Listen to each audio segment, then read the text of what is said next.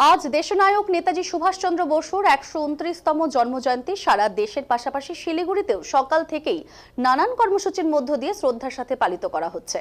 তবে নেতাজির জন্মজয়ন্তীতে এক অভিনব উদ্যোগ গ্রহণ করল শিলিগুড়ির পরিবেশ প্রেমীরা। সাধারণ মানুষের মধ্যে সবুজায়নের বার্তা পৌঁছে দিতে ও গাছ পরিবেশের জন্য ঠিক কতটা জরুরি এই বিষয়ে সচেতন করতে এদিন শিলিগুড়ির পরিবেশ প্রেমীরা একটি রাখি গাছের জন্য কর্মসূচি গ্রহণ করে। পরিবেশ প্রেমীরা শিলিগুড়ি স্টেশন ফিডার রোডে অবস্থিত একাধিক গাছে রাখি পরিয়ে নেতাজির জন্মজয়ন্তী উদযাপন করেন।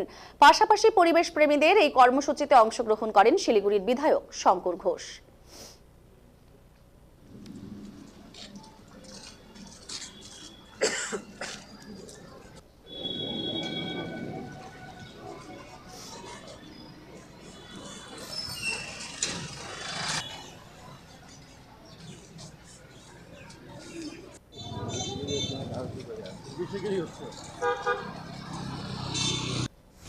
আজকে শিলিগুড়ি শহরের পরিবেশ প্রেমীরা নেতাজির জন্মতিথিতে তারা ডাক দিয়েছেন একটি রাখি গাছের জন্য। সকাল থেকে যে কর্মসূচি পরিবেশ প্রেমীরা পালন করছেন সেই কর্মসূচিতে আমিও রয়েছি। আমরা প্রত্যেকেই চাই যে আমাদের শহর গ্রিন কভার যে গাছগুলো আছে সেগুলো আর যেন কেটে না ফেলা হয়। প্রতিদিন শহরের গ্রিন কভার কমছে, বিকল্প রাস্তা শহরে বের করা খুবই কঠিন হচ্ছে, নতুন গাছ লাগানোর সংখ্যা কমেছে। ফলে এই রকম সময়ে দাঁড়িয়ে গাছকে বাঁচানোটা শহরকে বাঁচানোর সমান। ফলে এই যে রাখি গাছের হাতের গাছকে বেঁধে দেওয়া শুধু একটা উদ্দেশ্যেই, দাদা বা ভাই যেভাবে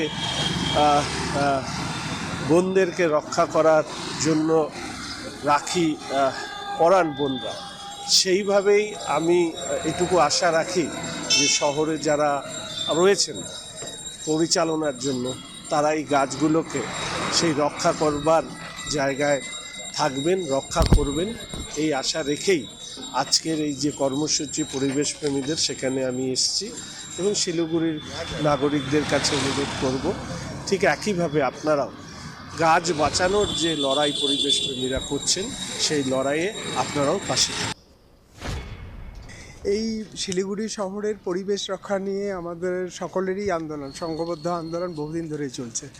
এর আগেও এই SF রোডের গাছ কাটা নিয়ে আমাদের সংগঠনগুলো তার প্রতিবাদ করেছিল এবং কর্পোরেশন তার পরিবর্তে একটা কমিটি তৈরি করেছিল এবং সেই কমিটিকে দায়িত্ব দেওয়া হয়েছিল যে এর পরবর্তীতে পরিবেশ রক্ষা নিয়ে বা পরিবেশ নিয়ে কোনো উন্নয়নমূলক কাজ বা শহরের কোনো উন্নয়নমূলক কাজ করতে গেলে পরিবেশ যাতে বিঘ্নিত না হয় সেই কারণে এই কমিটি দেখবে। কিন্তু পরবর্তীতে আমরা যেটা লক্ষ্য করলাম যে কর্পোরেশন তার উন্নয়নের ক্ষেত্রে এই কমিটিকে কোনো রকমভাবে ডাকছেও না এবং তাদের কোনো মতামতও গ্রহণ করছে না।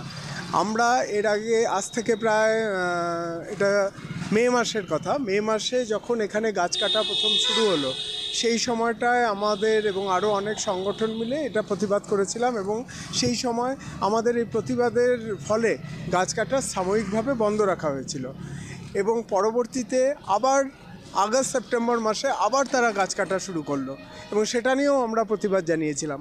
কিন্তু পরবর্তীতে লক্ষ্য করছি আমরা যে সংঘবদ্ধ প্রতিবাদ গড়ে তুলতে না পারলে পরে এই পরিবেশকে রক্ষা করা সম্ভব না।